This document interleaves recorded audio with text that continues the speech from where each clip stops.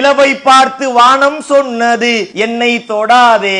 நிலவை பார்த்து வானம் சொல்லிச்சான், டோன்ட் டச் மீ. நிழலை பார்த்து பூமி சொன்னது என்னை தொடாதே. இப்ப இந்த கட்சி படம் காட்டுறேன், இந்த நிழலை பார்த்து பூமி சொல்லிச்சா என்னை தொடாதே, அது எப்படி சொல்லும்? இதுல உண்மையா பொய்யான்னு பார்க்க கூடாதாம். அப்ப நடைமுறைக்கு ஒத்து வராதுல. கவிதை என்றாலே அது பொய் தான். அதுல மிகையான வர்ணனை இருக்கும். அழகிய நிலவில் ஆக்சிஜன் நிரப்பி அங்கே உனக்கு ஒரு வீடு செய்வேன். அம்ஜி கரையில வாங்கி தரேன்னு சொல்லி நம்புவோம். நிலாவுல ஆக்சிஜன் இல்ல என்ன செய்வாராம்? இங்க இருந்து கிருட்டுன்னு கொண்டு போவாராம். ஆக்சிஜன் கொண்டு போய் நிலாவுல நிரப்பிடுவாராம். அங்கே கொண்டு போய் மனைவியை கொண்டே வைப்பாராம். மேகத்தை பிடித்து மெத்தைகள் அமைத்து மெல்லிய பூ உன்னை தூங்க வைப்பேன். ஒரு இலவ மஞ்சு பெட்டு, ஒரு சமுக்கால, ஒரு பாய், ஒரு மேட்ரஸை விரிச்சு படுக்க வச்சாரு நம்பலாம். மேகத்தை எப்படி பிடிப்பாரு, அதை எப்படி மெத்த செய்வாரு கேட்டா அது இலக்கியம் பாங்க, அது கவிதை. அது பரவாயில்ல.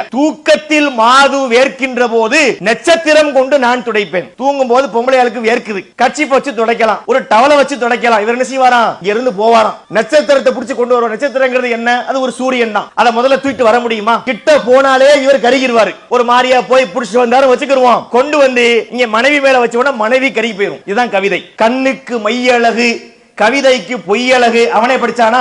ஏன் கருத்தை விட்டுருங்க, அவனே சொல்றான் கவிதைனா பொய்னு. அப்ப இந்த பொய்களும் முரண்பாடுகளும் நிறைந்திருக்கக்கூடிய இதை கொண்டு உருவாக்கப்பட்ட மௌலுது வணக்கமாக இருக்க முடியுமா? இது முதல் கேள்வி. இங்க இதை வைத்துக் கொண்டு மௌலுதுக்கு நீங்க மூடி போட்டு கோஸ் பண்ணி போட்டலாம்.